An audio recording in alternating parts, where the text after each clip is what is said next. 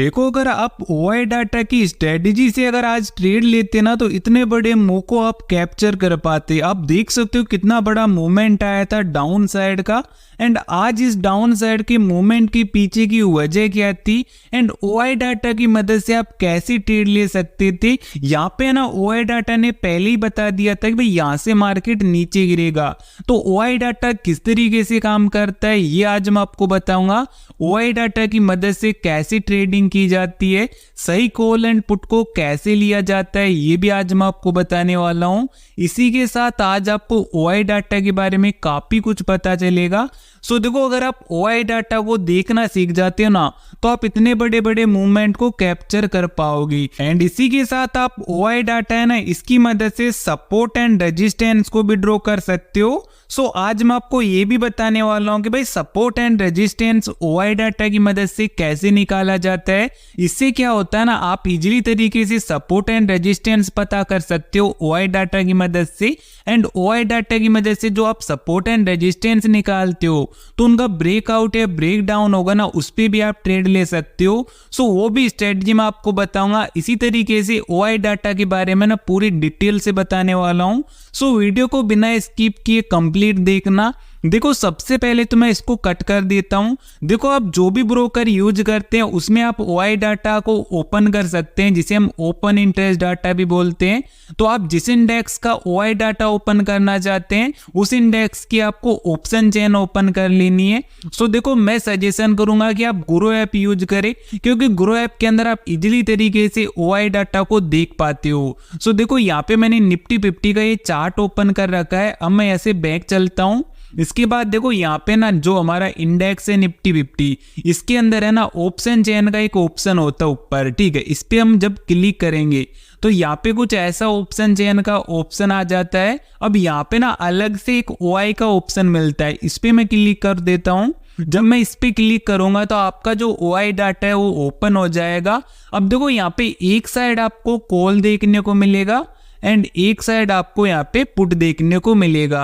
अब देखो यहाँ पे कॉल एंड पुट होता है ना ये अलग अलग तरीके से काम करते हैं। वो कैसे होता है देखो आपको सिखाया जाता है कि भाई कॉल का मतलब अपसाइड होता है और पुट का मतलब डाउन साइड होता है। लेकिन जो ओआई डाटा है ना इसके अंदर अलग तरीके से काम करते हैं। वो कैसे करते हैं, इसके अंदर कॉल का मतलब होता है डाउन साइड एंड पुट का मतलब होता है अपसाइड। अब देखो आपको यहाँ पे यही चीज समझनी है कि भाई यहाँ पे कॉल का मतलब डाउन साइड एंड पुट का मतलब अपसाइड होता है। सो यहाँ पे आपको देखो डाटा दिख रहा होगा, एक साइड आपको कॉल का डाटा दिख रहा होगा, एक साइड आपको पुट का दिख रहा होगा। सो ये डाटा किस तरीके से काम करता है यहाँ पे मैं आपको समझाता हूँ। सो सबसे पहले हम इनको कट कर देते हैं। एंड यहाँ पे आप देखोगे जो निफ्टी बंद हुई है आज लगभग 22,600 के आसपास बंद हुई है। सो इस डाटा को हम देखते हैं भाई इस डाटा ने किस तरीके से काम किया है।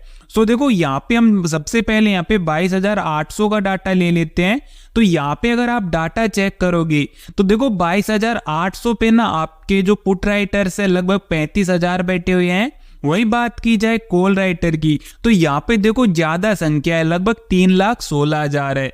तो जहाँ पर ज्यादा संख्या होगी तो उनका सबसे ज्यादा बोलबाला होगा। यहाँ पे आपके कॉल राइटर ज्यादा बैठे, इसका मतलब क्या है कि भाई यहाँ पे कॉल राइटर नहीं चाहते कि भाई जो आपका निफ्टी है 22,800 से ऊपर जाए। उसके बाद देखो इससे नीचे का हम डाटा चेक करते हैं तो नीचे चेक करोगे तो 22,750 पे आप देखो यहाँ पे भी आपकी कॉल राइटर ज्यादा है। तो इसका मतलब जो 22,700 पे बैठे हुए थे मतलब 750 पे, तो ये भी क्या चाहते हैं भाई 750 से निफ्टी है ना ऊपर नहीं जाए, इससे नीचे का लेते हैं। और यहाँ पे 22,700 का आप चेक करोगे तो यहाँ पे भी है ना आपके कॉल राइटर ज्यादा बैठे हुए हैं। तो यहाँ पे आप देख सकते हो कि निफ्टी है ना 700 से भी ऊपर नहीं जाना चाहती क्योंकि यहाँ पे आपके कॉल राइटर ज्यादा है। एंड यहाँ पे इधर देखोगे तो आपके पुट राइटर कम बैठे हुए हैं। वही बात की जाए 22,650 की तो आप 650 का भी डाटा चेक कर सकते हो। 650 पे अगर आप पुट राइटर्स को देखोगे तो ये लगभग 61,000 है। एंड यहाँ पे अगर आप कॉल राइटर को देखोगे तो ये लगभग 75,000 है। सो यहाँ पे कॉल कॉल राइटर ज्यादा बैठे हैं तो ये क्या चाहेंगे कि भाई 22,650 से है ना ऊपर मार्केट नहीं जाए। उसके बाद यहाँ पे एक चीज आप नोटिस करना, 22,600 पे आके है ना निफ्टी रुक गया है। इसकी वजह क्या थी? इसकी वजह ये थी कि भाई 22,600 पे है ना आपके पुट राइटर्स ज्यादा बैठे हुए हैं, लगभग 2,09,000 के आसपास है। वही बात की जाए आपके कॉल राइटर की तो ये कम है। तो इसकी वजह ये है कि यहाँ पे ना सपोर्ट जोन बन रहा है, क्योंकि यहाँ पे आपके पुट राइटर्स ज्यादा आ चुके हैं। क्योंकि पुट राइटर्स हमेशा क्या चाहते हैं कि भाई मार्केट अपसाइड जाए, और कॉल राइटर क्या चाहते हैं कि भाई मार्केट डाउन साइड जाए। अब देखो यहाँ पे इससे नीचे जाओगे, जैसे जैसे 22,550 पे चेक करोगे तो यहाँ पे आपके पुट राइटर्स ज्यादा बैठे हुए हैं। इससे नीचे चेक करोगे तो यहाँ पे भी आपके पुट राइटर्स ज्यादा बैठे हुए हैं। तो यहाँ से हमें क्या पता चल रहा है कि भाई 22,600 का अच्छा खासा सपोर्ट है, एंड यहाँ से मार्केट को नीचे जाने में दिक्कत हो सकती है।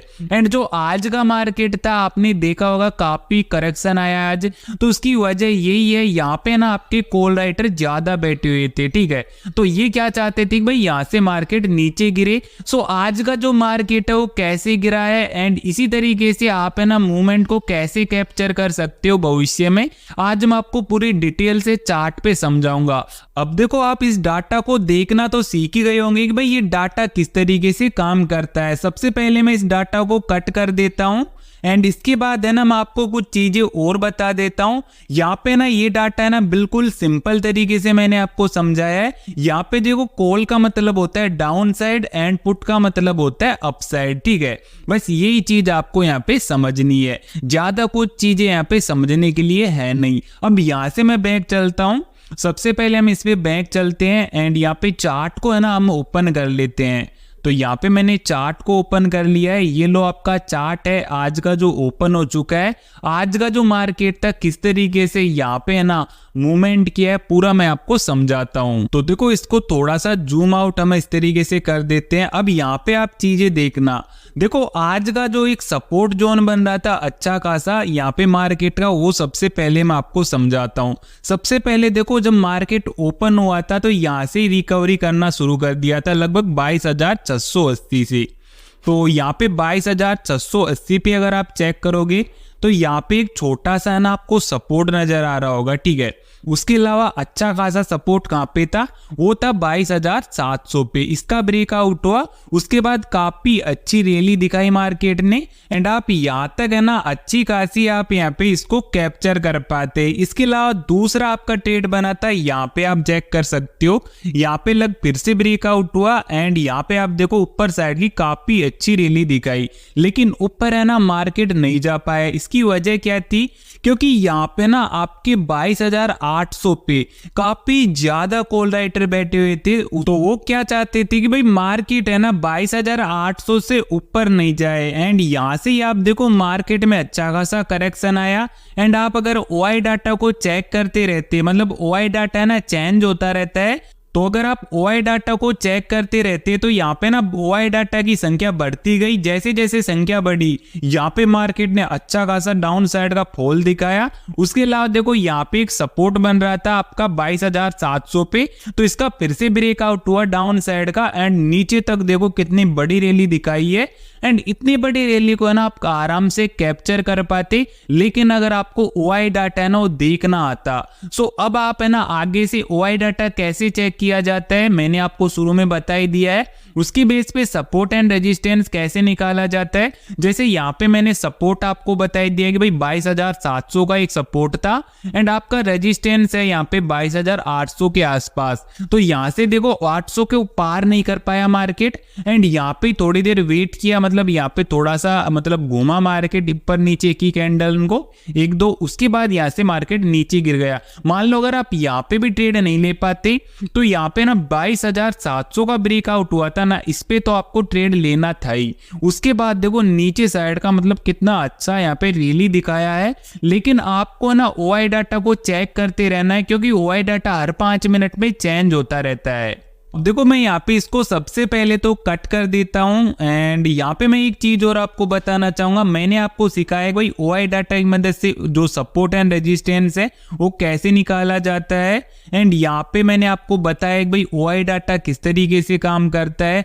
अब मैं आपको कुछ पॉइंट बता रहा हूं, उनको भी आपको यहाँ पे फॉलो करना है। अगर आप उनको भी फॉलो करते हो ना तो आप यहाँ पे परफेक्ट तरीके से ट्रेड ले पाओगे एंड उसको एग्जिट भी कर पाओगे। अब देखो यहाँ पे ना आपको फोमो में आके ट्रेडिंग नहीं करनी है। अब फोमो क्या होता है, जैसे मान लो यहाँ पे 22,700 का ब्रेकआउट हो गया, उसके बाद देखो यहाँ से आपका मार्केट हाथ से निकल गया, यहाँ तक पहुंच गया, तो आपको इसके बाद ट्रेड नहीं लेनी है, क्योंकि यहाँ पे फोमो में आ जाती है वो ट्रेडिंग। वो कैसे आती है, आप सोचते हो कि भाई मार्केट और गिरेगा, तो देखो वैसे तो काफी गिर गए हैं, लेकिन आपके कहने से मार्केट या सोचने से है ना मार्केट नहीं गिरता है। सो आपको फोमो में कभी ट्रेडिंग नहीं करनी है, आपको ओवर ट्रेडिंग नहीं करनी, आपको एक या दो से ज्यादा ट्रेड नहीं लेनी है।